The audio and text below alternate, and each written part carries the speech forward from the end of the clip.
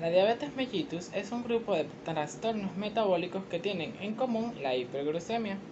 Al principio la diabetes era una enfermedad mortal, pero con el descubrimiento de la insulina esta dejó de serlo. Estos trastornos son del metabolismo de las proteínas, los carbohidratos y las grasas, que está dado por el desequilibrio de la disponibilidad y requerimiento de la insulina. Algunos factores que dan paso a este desequilibrio son la reducción de secreción de insulina, la disminución del empleo de glucosa y el aumento de la síntesis de glucosa. Cuando una persona tiene diabetes mellitus no controlada, su organismo es incapaz de transportar la glucosa al interior de las células adiposas o musculares. Esto va a causar inanición y se incrementa la degradación de grasas y proteínas para obtener combustible alternativo. La diabetes mellitus se clasifica en tipo 1 y tipo 2. En la diabetes mellitus tipo 1 se tiene que está dada por la destrucción de las células betas del páncreas y esta a su vez se va a dividir en diabetes tipo 1A de mediación inmunitaria y diabetes tipo 1B idiopática. El tipo 1A representa entre el 90 y el 95% de los casos de diabetes tipo 1.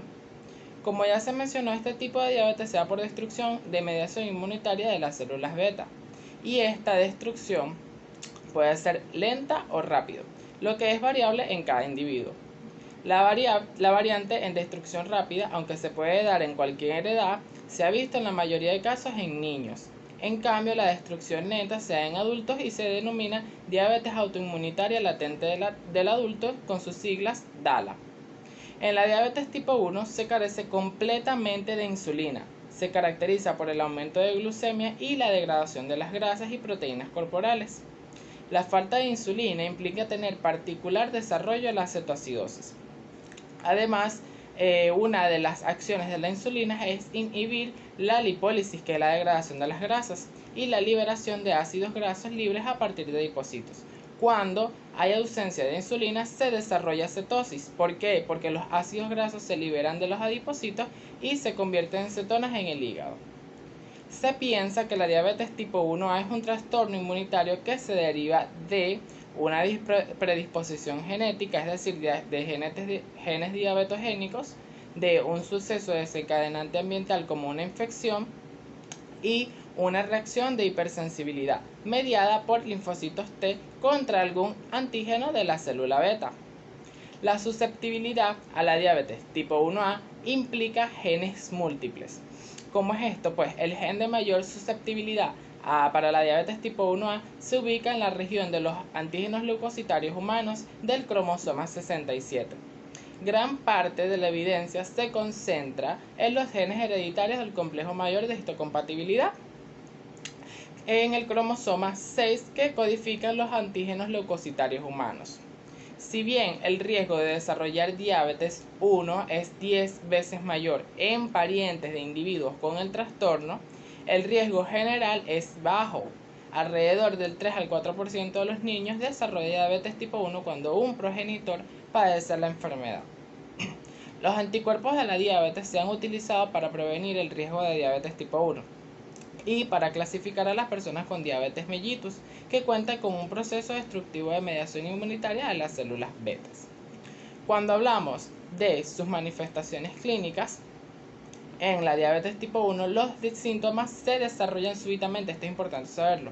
Los signos y síntomas que se identifican más frecuentemente son la poliuria, ya que la glucosa es una molécula con gran actividad osmótica.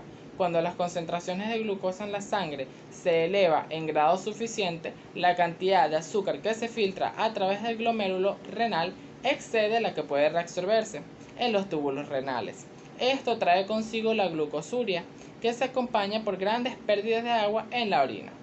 También tenemos la polidipsia, ya que hay deshidratación intracelular al mismo tiempo que se aumenta la concentración hemática de glucosa y atrae el agua hacia afuera de los cuerpos celulares, incluyendo así a los ubicados en el centro de sed hipotalámico. Y tenemos también la polifagia, que se debe a la inanición celular y a la disminución de reservas celulares de carbohidratos, grasas y proteínas. Tenemos también la fatiga debido a la gran pérdida de energía, visión borrosa, entumecimiento de manos y pies y por último la posible pérdida de peso. Tenemos entonces como unas características importantes que hay que recalcar en la diabetes mellitus tipo 1 es que la edad de inicio es generalmente antes de los 20 años, con un tipo de inicio abrupto sintomático y con frecuencia se presenta cetoacidosis grave, además de posible pérdida de peso.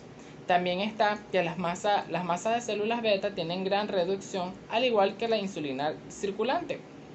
Y así se pueden ver diferencias con la diabetes mellitus tipo 2, ya que esta última aparece normalmente después de los 30 años, puede ser asintomática y los pacientes suelen tener sobrepeso. Además de que la masa de células beta pueden estar normal o en reducción leve, además de que la insulina circulante puede estar normal o elevada.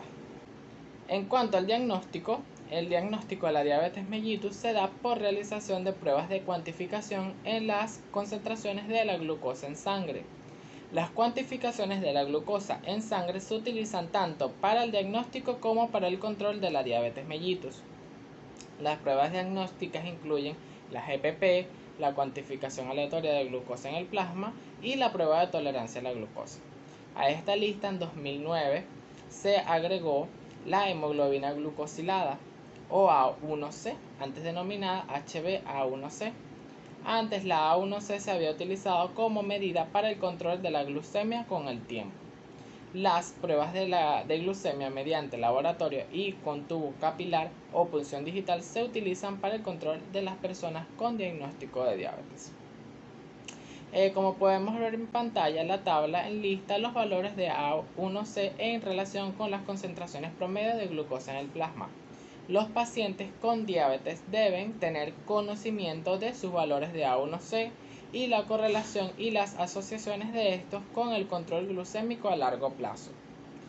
La prevalencia de diabetes mellitus tipo 1 en el mundo oscila entre los 0,8 y 4,6 sobre 1000 habitantes, situándose entre 1 a 1,5 entre 1000 en la mayoría de los casos. En cuanto a la incidencia, se han descrito diferencias por países, raza, estación de diagnóstico o de nacimiento, edad y sexo. Con respecto a su tratamiento, es principalmente normalizar las concentraciones de glucosa como medio para prevenir las complicaciones a corto y a largo plazo, además de un tratamiento médico-nutricional, de ejercicios y fármacos hipoglucemiantes. En la diabetes mellitus tipo 1 hay que destacar que las personas deben ser tratadas con insulina desde el momento de su diagnóstico.